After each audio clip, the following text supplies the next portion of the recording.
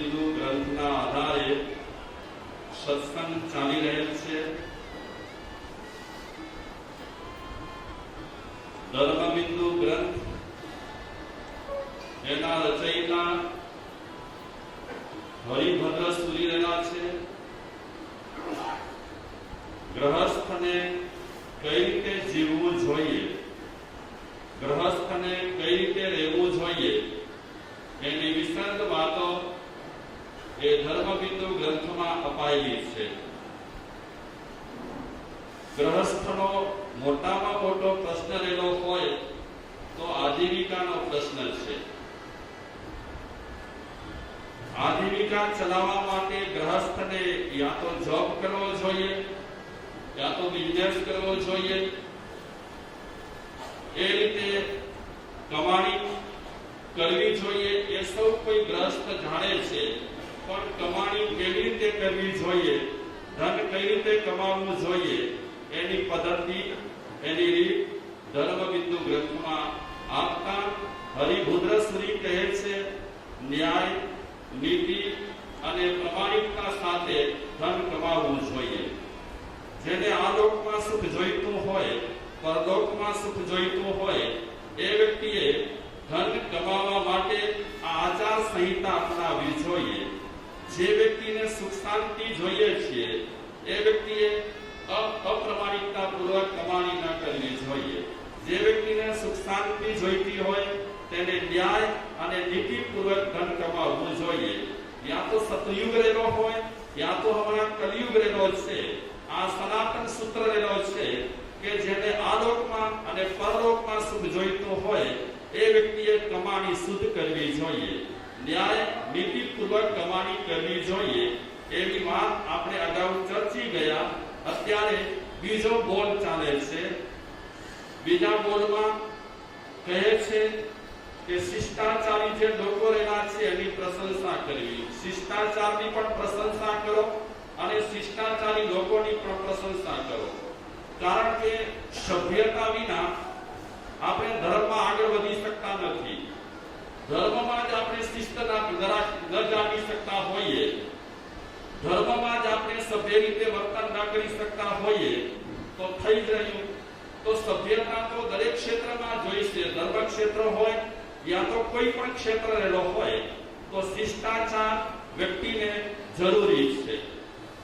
તો આ વાત સમજવા માટે હું એક દ્રષ્ટાંત કહું છું. બહુ સાંભળવા જેવું અને સરસ દ્રષ્ટાંત છે. ધ્યાનપૂર્વક સાંભળશો તો ખ્યાલ આવશે કે એ દ્રષ્ટાંત શું કહેવા માંગે છે. તો એક શેઠ હતા. એ શેઠને એક નોકરની જરૂર હતી. ધ્યાનપૂર્વક સાંભળશો એટલે ખ્યાલ આવશે કે શું કહેવા માંગે છે એ વાત, એ દ્રષ્ટાંત. શેઠને નોકરની જરૂર છે અને શેઠ તલાશ કરી રહ્યા છે કે ક્યાંક કોઈ સારો માણસ મળી જાય, નોકર મળી જાય તો સારું. તો તપાસ કરતા કરતા થોડા લોકોને કહી દીધેલું હતું કે એવો કોઈ માણસ નજરમાં ચડે તો મને કહેજો. તો એક ભાઈએ એ શેઠને વાત કરી કે મારી નજરમાં એક માણસ છે, બહુ સારો છે, નોકરી એ રહી શકે તેમ છે અને એને નોકરીની જરૂર છે. તો શેઠે કીધું કે તારી નજરમાં જો માણસ હોય તો એને મારી પાસે મોકલ. તો પેલો ભાઈ જેને સર્વિસ કરવી છે એ માણસને શેઠ પાસે મોકલાવે છે. શેઠ પાસે જ્યારે આવ્યો ત્યારે સર્વપ્રથમ તો પ્રણામ કર્યા, નમસ્કાર કર્યા. નમસ્કાર કર્યા પછી શેઠની સામે એ માણસ ઊભો રહ્યો. શેઠે એને પૂછ્યું કે કેમ, નોકરીની જરૂર છે? પેલો કહે હા, મને નોકરીની જરૂર છે, ઘણા ટાઈમથી નોકરી હું શોધી રહ્યો છું. શેઠ કે જો તને નોકરીની જરૂર હોય તો મારે ત્યાં રહી જા. ઠીક છે. શેઠ એ નોકરને પૂછે છે કે મારે ત્યાં તું નોકરી કરીશ તો લઈશ શું?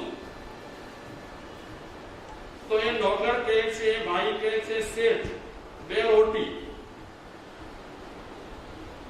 2 રોટી, કપડા અને રહેવા માટે મને મકાન કે રૂમ જે આપશો તે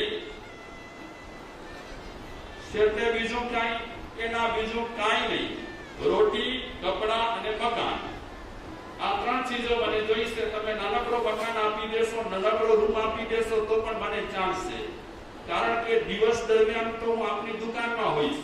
મને ફક્ત રાત્રિ રોકાણ માટે અને આરામ કરવા માટે એક રૂમ જોઈશે. સગવડ હોય તો ઠીક છે, સગવડ નહીં હોય તો પણ ઠીક છે. તો એ શેઠ વિચારે છે કે આ નોકર બહુ સારો, પગારની તો એને માંગણી કરી નથી, ત્રણ વસ્તુની માંગણી કરી છે, રોટી, કપડા અને મકાન. તો શેઠે કીધું ભલે આજથી લાગી જા કામે. અને એ નોકર કામે લાગી ગયો. ઝાડુ મારે, દુકાનને સાફ કરે, દુકાનના ફર્નિચરને સાફ કરે, દુકાન બહાર પણ સફાઈ રાખે, પાણી ભરી આવે. દુકાનમાં જોઈએ ને પાણી પણ ભરીને રાખે, વ્યવસ્થિત રોજે રોજ બદલાવે. ઘણી વખત આપણી ઓફિસોમાં તો 5-5 દિવસ સુધી પાણી બદલાવાય નહીં, માણસ એ ઠપકારતો હોય છે. તો એ નોકરે બહુ ચોકસાઈ રાખી, સફાઈ સારી રીતે કરવી, ઝાડુ સારી રીતે મારવા અને રોજે રોજ પાણી બદલાવતી વખતે એ પાણીના સાધનને સરખી રીતે સાફ કરવું. કામ મળ્યું છે તો કામ એકદમ સરસ રીતે કરવાનું, ભેગાર કાઢવાનું નહીં, બેકાર કામ કરવાનું નહીં. નોકર સમજે છે મારી જવાબદારી છે, તો જે કામ મળ્યું છે એકદમ પ્રમાણિકપણે અને વ્યવસ્થિત કામ કરવું. આમ સમય જતા શેઠને લાગ્યું કે માણસ બહુ સારો છે. રોટી એને 2 જોઈએ છીએ, કપડા એને આપણે ફાટેલા તૂટેલા સામાન્ય આપી છે તો પણ એ પહેરે છે. કપડા માટે કાંઈ પણ કહેતો નથી કે આ જૂના કપડા છે, નવા કપડા છે, જે આપીએ છીએ તે પહેરી લે છે. અને રહેવા માટે, રાત્રિવાસ કરવા માટે નાનકડું ખોરડું આપ્યું છે, સગવડ વગરનું. એ ખોરડામાં રાત્રિવાસ ગારે છે, તે છતાં આપણે ફરિયાદ નથી કરતો. તો આ નોકર એકંદરે બહુ સારો છે. સમય જતા દુકાનની બાજુમાં કચરાનો ઢગલો પડ્યો હતો. એમાં કેટલાક કાગળિયા એમને એમ પડ્યા હતા. તો નોકર સમય પાસ કરવા માટે અને વિશેષ કામ ન હોવાને કારણે એ કાગળિયા જે પડ્યા હતા એ કાગળિયા ઉઠાવી કરી અને વાંચવા લાગ્યો. વાંચે છે કાગળિયા, કામના નથી. એ નોકર પોતે સમજે છે નકામા છે, તે માણસ કચરામાં ફેંક્યા છે. તો કાગળિયા વાંચે છે તે સમયે શેઠ દુકાનમાં બેઠેલા છે અને શેઠની નજર પડી કે આ માણસ, મારો નોકર કંઈક વાંચી રહ્યો છે. અધવચ્ચેથી શેઠ નોકરને કહે છે, અરે અહીંયા આવો. નોકર આવ્યો શેઠ પાસે. શેઠ પૂછે છે નોકરને કે તને વાંચતા આવડે? કે હા, તમારી કૃપાથી મને થોડું ઘણું વાંચતા આવડે છે. લખતા આવડે? કે હા, લખતા પણ તમારી કૃપાથી મને ઠીક આવડે છે. જો તને લખતા આવડતું હોય, વાંચતા આવડતું હોય તો હું બીજો કાંઈ કામ બતાવું કે તું કરે કે ના કરે? કે જરૂર કરું. કે આવતીકાલથી તારે બિલ બનાવવાના. કરી શકીશ? કે તમે ઓર્ડર કરો, હુકમ કરો.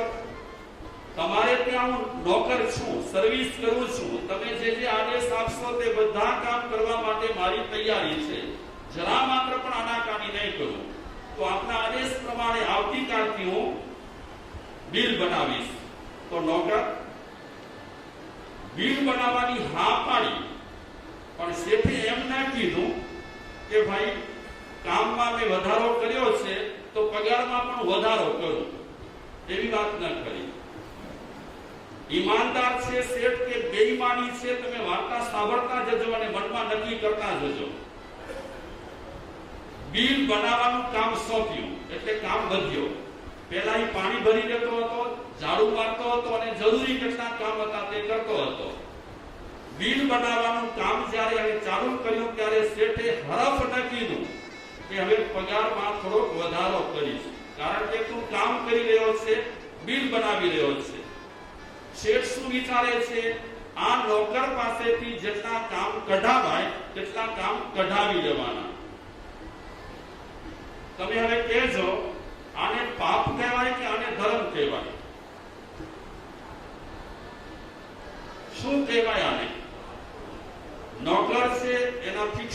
થઈ ગયા છે, ઉપરાંત કામ આપ્યો છે અને ઉપરાંત કામ એ નોકર હોશિયો સે કરે છે, પ્રમાણિકતા સાથે કરે છે, સરસ રીતે કરે છે, તે છતાં પણ આ શેઠ નોકર પર દયા લીધા વિના, દયા કર્યા વિના પગારનો વધારો નથી કર્યો. તો એ માણસ, એ શેઠ હિંસા કરી રહ્યા છે કે નોકરનું પાલન કરી રહ્યા છે? શું કરી રહ્યા છે? હા, હિંસા કરી રહ્યા છે કે નથી કરી રહ્યા? આ હિંસા છે એક જાતની. કારણ કે આપણે પેલા વ્રતમાં બોલીએ છીએ બંધે વયે છવી છે. આ વ્રતમાં આપણે મિચ્છામી દુક્કડમ લઈએ છીએ, પણ ક્યારે વિચારીએ છીએ કે અમે અમારે ત્યાં કામ કરનારા માણસોને બગડો ભાર કામનું સોંપતા તો નથી, અને બગડો ભાર કામનું સોંપ્યા પછી કાંઈ પગારમાં વધારો કરીએ છીએ કે નથી કરતા, કે ખાલી ચૂસણખોરી કરી રહ્યા છીએ? કેવલ પાપ અમુક ચીજોમાં જ લાગે છે એવું આપણા મનમાં જે બંધારણ છે, એવી જે ધારણા રહેલી છે, એ ખોટી રહેલી છે. એવા ઘણા પાપો આપણે ડગલે ને પગલે કરી રહ્યા છીએ. આવી રીતે જ્યારે આપણે નોકરને ચૂસીએ છીએ અને બગડો કામ જ્યારે નોકર પાસેથી લઈએ છીએ કે નોકરાણી પાસેથી લઈએ છીએ, ત્યારે આપણે પાપ કરી રહ્યા છીએ, ત્યારે આપણે હિંસા કરી રહ્યા છીએ. ચલો, એ બોલતો નથી, એ નોકર કે નોકરાણી બોલતી નથી, કામ વધાર્યું છે કે કામ કરવા માટે તૈયાર થઈ ગઈ છે કે થઈ ગયો છે, તો આપણને સામેથી પગારની વાત કરવી કે ચૂપચાપ રહેવું? શું કરવું? તો આગળ વાત કરું કે નોકર કામ કરે છે, બિલ બરાબર બનાવે છે. 5-15 દિવસ સુધી શેઠે જોયું કે બિલ સરસ બનાવે છે અને એટલી સફાઈ વાળું એનું કામ છે, જરા પણ ગડબડ કરતો નથી, આગું પાછું જરા કરતો નથી.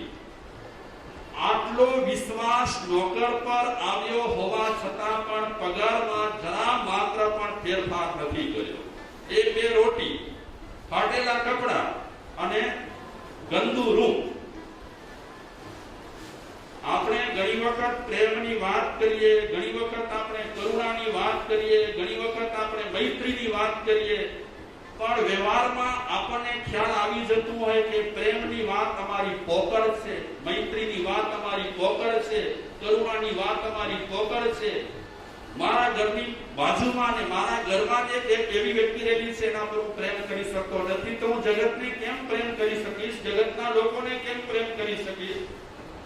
નોકર સરસ રીતે બિલ બનાવે છે, દુકાનમાં ઝાડુ પણ મારે છે, પાણી પણ ભરી આવે છે, અને બીજા ત્રીજા શેઠે કામ બતાવે છે પણ કરી આવે છે, પણ પગારમાં જરા માત્ર પણ વધારો નહીં. વર્ષો સુધી માણસ આપણે ત્યાં નોકરી કરતો હોય અને એનો પરિવાર રહેલો હોય અને આપણે પગારમાં જરા માત્ર પણ વધારો કરતા ન હોઈએ, અને પછી એ નોકરને ચોરી કરવાની ઈચ્છા થાય, એ સ્વાભાવિક છે કે નહીં? ઘરમાં 5 મેમ્બર રહેલા હોય અને કોઈ વ્યક્તિ 2000, 3000, 5000 રૂપિયા આપતો હોય, એક જ વ્યક્તિ પર આખો ઘર નભતો હોય અને 5-4000 માં એ બિચારો પોતાના ઘરના મેમ્બરોને શું ખવડાવતો હોય ને શું વ્યવસ્થા કરતો હોય.